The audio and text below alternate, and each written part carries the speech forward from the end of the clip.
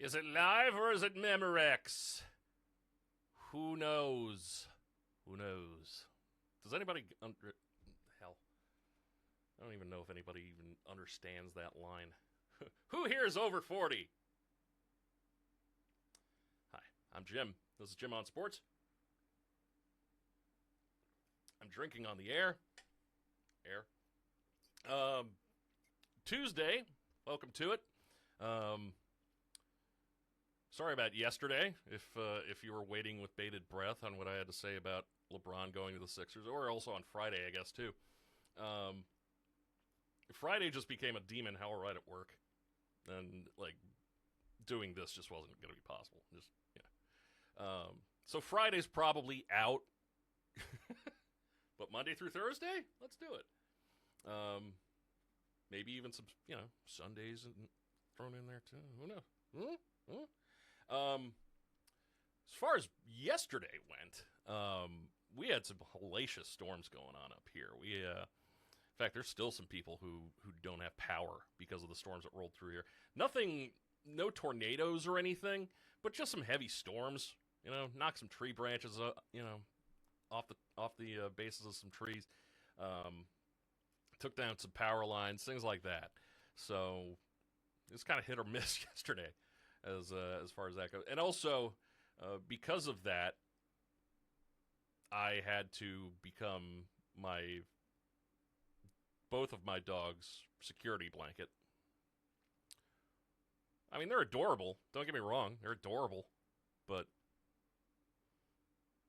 it's kind of hard to do that when, when you're trying to carry two dogs like this who don't want to be carried in the first place. Could you imagine me just sitting here and they're just, both sniffing at the microphone and biting it and taking, just ripping the filter off? Joy of joys. So that's what happened yesterday. Today, much better outside. Much better. Actually, like not swimming in ball soup either. So that's a positive.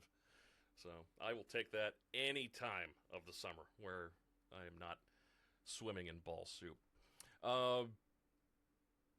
Speaking of LeBron going to Philadelphia, we get into the quick hits, and yes, LeBron, Joel Embiid, Jaylen Brown, certainly more of a challenge to the Knicks. I'm not going to lie. Certainly more of a challenge in the way that Philly won't get swept in 4 games in the playoffs. But, and yes, I'm saying this as a Knicks fan, I'm pumping the brakes a little bit on just crowning their asses, all right? First of all, can Embiid make it through an entire season without missing huge chunks of time? Can he do it? The last time he did it, the last time he played a majority of the season, which for him, about 66, 68 games, that was 2022 and 23, his MVP season. So if he plays that many games, he's a force. He is an absolute force. He's one of the best, if not the best center in the game. Since that season, he has played 97 games total in 3 seasons. That's not counting playoffs. That's just regular season. But 97. Because he's been hurt. Let's not forget that LeBron, at age 41 last season, he didn't play enough even to qualify for postseason awards. He only played 60 last year. He's got a lot of mileage, too. That's something I don't think neither Cleveland, Miami, Philadelphia, whoever else was in on him, I don't think they understand that. All right? Like Cleveland, I get them making a play, because, hey, hometown, all that. That dude has a lot of mileage, though, on him from earlier in his season. It's kind of been hit or miss with the Lakers making the playoffs and whatnot, but since, before that dude was easily playing like 100 games a year. Easily. And then you throw in some Olympics in there, too. FIBA World Championships thrown in there too. Yeah, that's a lot of basketball on those wheels. So he's going to want to play as much as he can. Like that much I'm sure of. That much I'm sure of. But he can see the light at the end of the tunnel. All right? He can see the end coming. And then another reason, I guess really the other factor that will keep the Sixers from winning it all, and go ahead, put me up on freezing cold takes, put me up on it, go ahead, is Jaylen Brown going to be able to get a hairline that won't smudge up another player's jersey? We shall see. We shall see. FIFA's Gianni Infantino lashed out against scrutiny and criticism of his leadership and his organization, accusing critics of spreading hate and telling them to meditate, pray, or watch a football match instead of spending their energy hating FIFA. Not gonna lie, that's pretty damn easy to do. His message, posted not unlike the ramblings of a teenage girl who was dumped at the homecoming dance or something like that, or, any of Kanye West's ramblings. He did it across 15 slides on his personal Instagram account. Awesome. It was cross-posted to the FIFA Instagram account to more than 8 million people. Gianni Infantino has his own 5.7 million followers, too. What the hell are we doing? The slides cited his belief that the World Cup celebrated humanity at its best. Humanity at its best. Yeah, Italian, all that. Saying billions of people worldwide watched the World Cup, and virtually all global celebrities from music, movies, entertainment, and sport attended. Porn stars attended, I know that much. Infantino, he didn't talk. He didn't hold a news conference or anything after the World Cup began. All right, so there was one beforehand, maybe a week before, and then you had the tournament begin. He didn't talk to anybody then, and then he didn't talk at the end of the tournament either. And for the most part, that dude has just brushed off a lot of controversy, both in the lead up and during the competition itself. Moments such as fans from Iran, Haiti, and Senegal, and the Ivory Coast being hampered by U.S. travel bans imposed by President Trump. How about a Somali FIFA referee being denied entry into the country, with the White House alleging an association with suspected members of terrorist organizations like FIFA. Ongoing investigations by the attorneys general of New York, New Jersey, Texas, and California over World Cup prices. Iran's national team having difficulty moving itself and its members of its federation from site to site. It wasn't easy getting into the country. Didn't they play didn't they play one of their matches in Mexico too? So there was crossing the border that way too, and all the fun that can be. That wasn't awkward at all, was it? And then, of course, you got the whole Balogun thing, which, yeah, I know. You know. Meantime, the U.S. House Judiciary Committee wants Infantino to appear before them so that they can get more of a look into FIFA's relationship with the Trump administration. Which, why would they think that? Oh, right. That last one especially.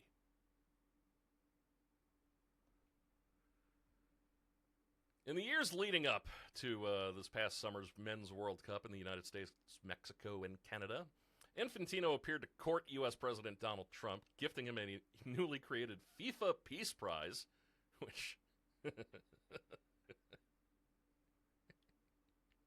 Jiggly, jiggly. Just keychains. Just a big old keychain.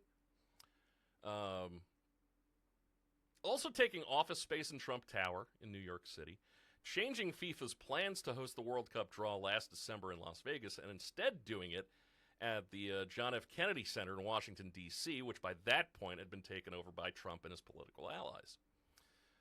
Representative Jamie Raskin, the ranking member on the House Judiciary Committee, is pushing FIFA to provide all of its records on its contacts with Trump, his administration, and the Trump Organization, the president's family business. And they have to do that by August 9th of this year.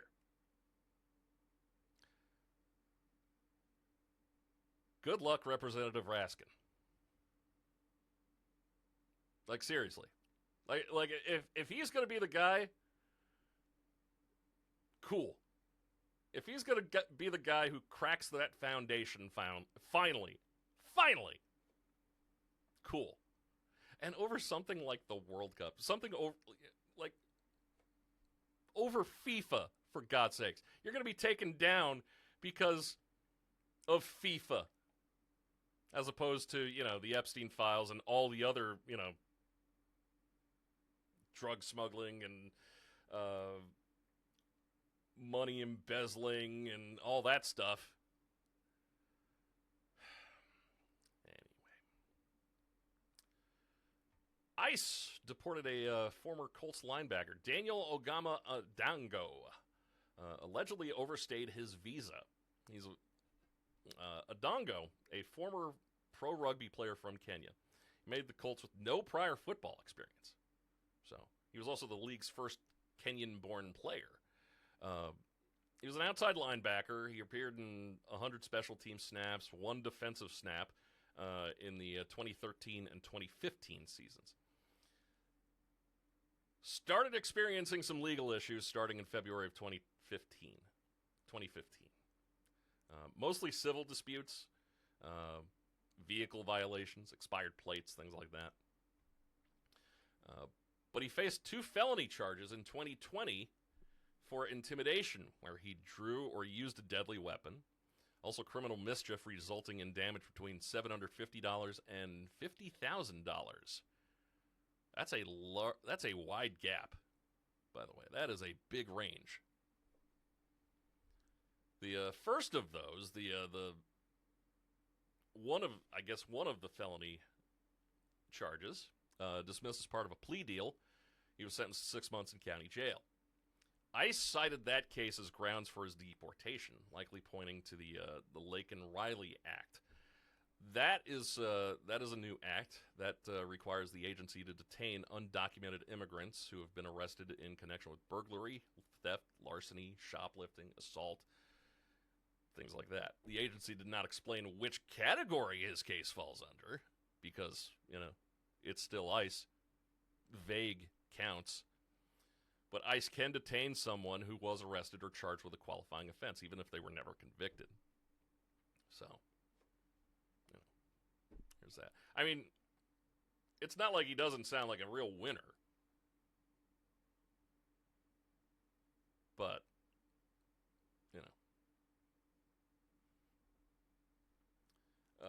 just to point this out, because I think it needs pointing out, full NFL training camp practices start tomorrow, if they haven't already, in a few locations. But by tomorrow, every team in the NFL will be practicing in training camp. Do with that information what you will. North Carolina's Michael Lombardi, their football general manager, longtime confidant of Bill Belichick, he's on paid administrative leave because somebody's got to tell these guys that it's not the NFL, all right? School provided no details about the decision, said it would have no further public comment about the personnel matter. It's connected to a human resources complaint, according to 3 people briefed on the matter, but not authorized to speak publicly. Now, what kind of human resources complaint? The mind reels. So, I'm going to go with him cutting donuts in half. That should be a PR or a human relations violation. That should be. That's garbage. All right. If you work with somebody like that, by the way, get them fired. UNC football, by the way, also being approached by the College Sports Commission about a potential investigation, because why not? Lombardi's actions believed to be of interest to them. The CSC, if you haven't heard of them, that's the new enforcement body of college sports that looks into potential violations of name, image, and likeness and revenue sharing rules, and approves third-party deals with athletes. So, Lombardi declined to comment. Former NFL executive, also started, I believe, the National Football Post online. 3 decades of league experience. He arrived at North Carolina with Belichick before the 2025 season, charged with assembling a roster. Immediately became the highest paid general manager in college football as well, with $1.5 million. That's it. Which is fine, by the way, especially with a public school. That's fine. Of course, you know, we see how well that worked last year. Yeah. Where's North Carolina in, like, the conference's preseason poll? Like, Purdue was 18th in the Big Ten, which is funny to say. 18th out of 18 teams in the Big Ten. Where's North Carolina in that? Because they can't. If they're in the top half, like, what are we doing?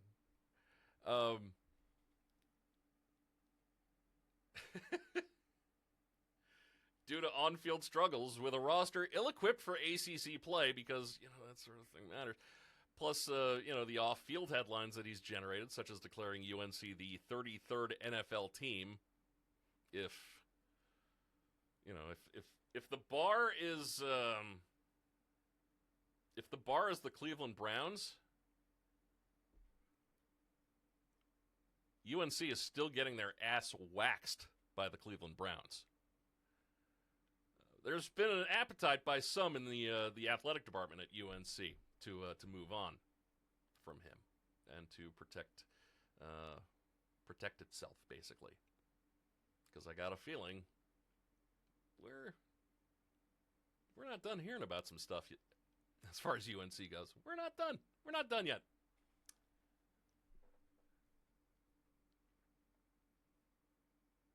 And then finally, how did we not hear about Kyle Shanahan's accident for almost 2 weeks? For real, like, how did that not... It happened on July 14th. We only heard about it this past weekend. All right? I was in the car driving when the news came out on Saturday, the 25th. How did we not hear about this?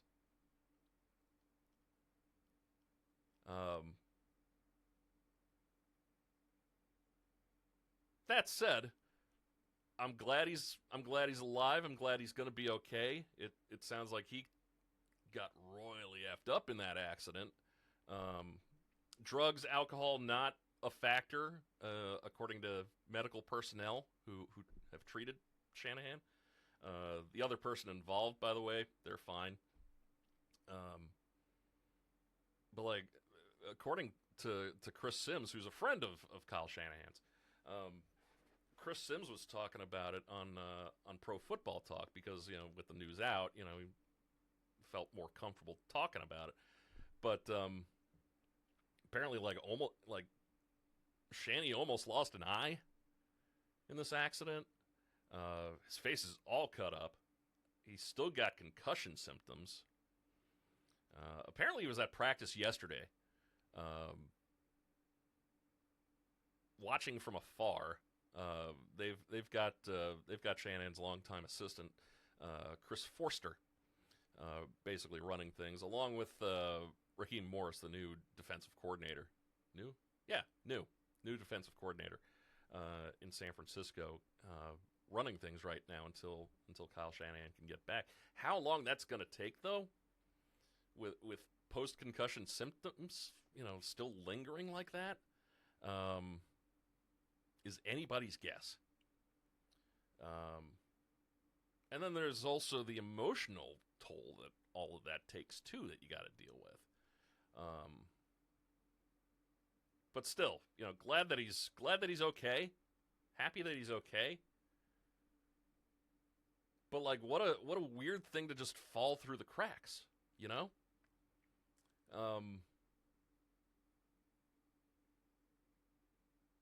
Yeah, like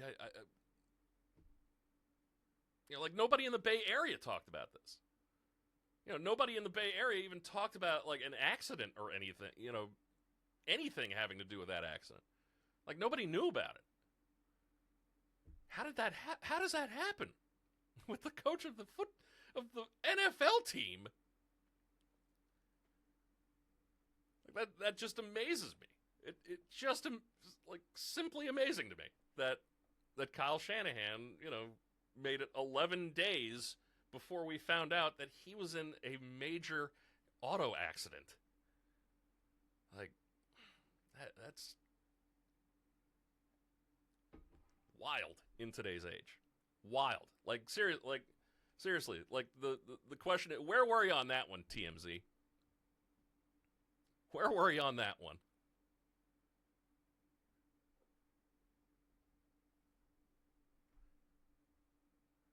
That's things for today. The Mets continue to piss me off. I'm not even watching them. Not even watching them anymore. I'm just so over that team right now. Like it just. I didn't sign up for MLB.TV this year. Part of that is because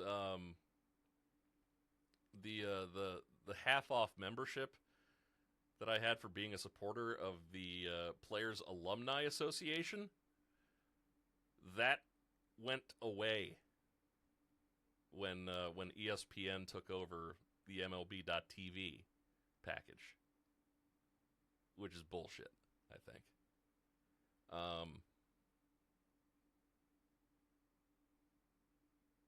So yeah, like and looking at how that roster was constructed in the offseason, I was just kind of like, no Alonso. Like that's the biggie for me. No Alonso, no Brandon Nimmo, no Edwin Diaz, although he's been hurt. McNeil's gone. It's not the team that I've watched, like of all those guys too. How do you let Alonso go without even sending an offer his way? I know that he opted out immediately after the season ended. I get that, but what is it that compels a guy to want to do that? That soon before the deadline, that soon after the season ends. What is David Stern's wrought here? And everybody thought, hey, Freddie Peralta's coming to town via trade. That worked out well. He's probably pitched for the last time in New York. Cool.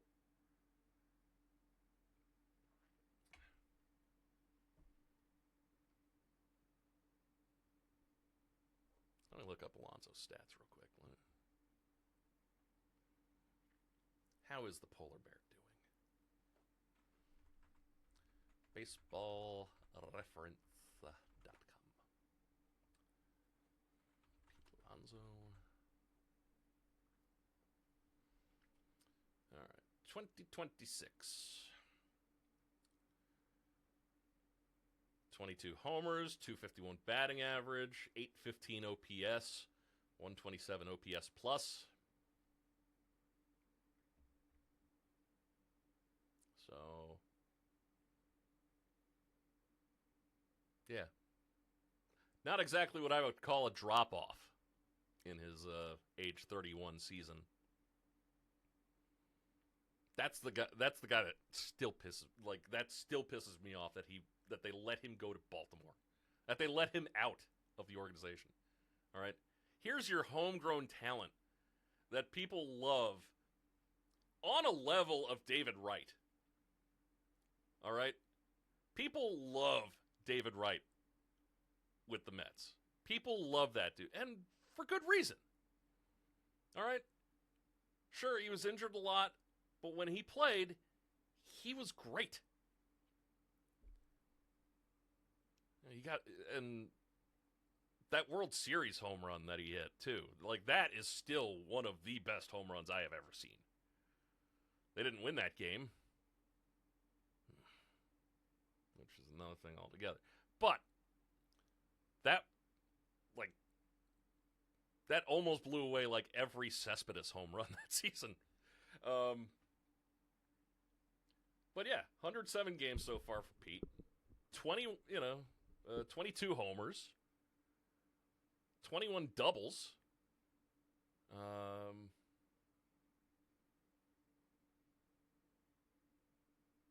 Last year with the Mets, 272 batting average, 347, 524, 871 for an OPS. Not that far off. Slugging a little bit down, and that's changing leagues essentially, Like I still contend that there is different pitching going on in the National League and between the two leagues. I think there's different pitching going on. I think the strategy has gotten the same with pitchers not batting in the National League anymore. But there's still there's still a different approach to pitching between both leagues. So we got that at least, as Major League Baseball works to just completely eradicate those lines altogether.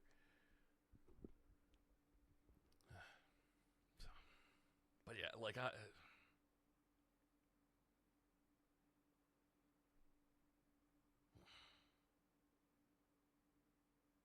so annoying. Seriously, still pissed. Still pissed about that.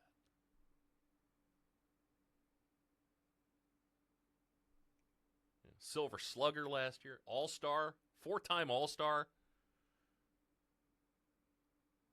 It's the Rookie of the Year in 2019.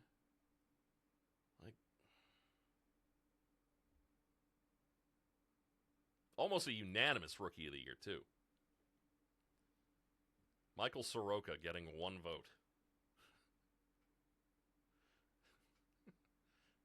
Michael Soroka. But Tatis was part of that class too. Brian Reynolds part of that class too. So there were a couple other guys who were there, and Polar Bear. All right.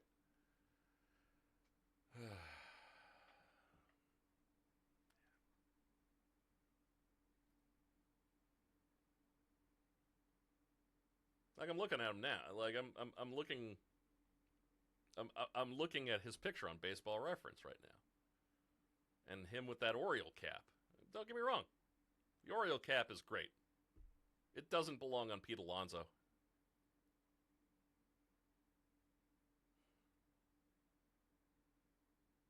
So, yeah.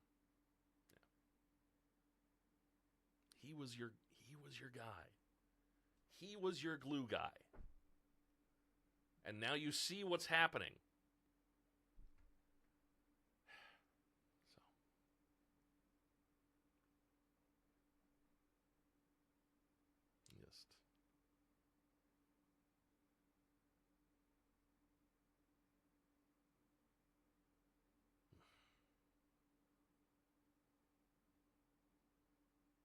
I'm done mourning now.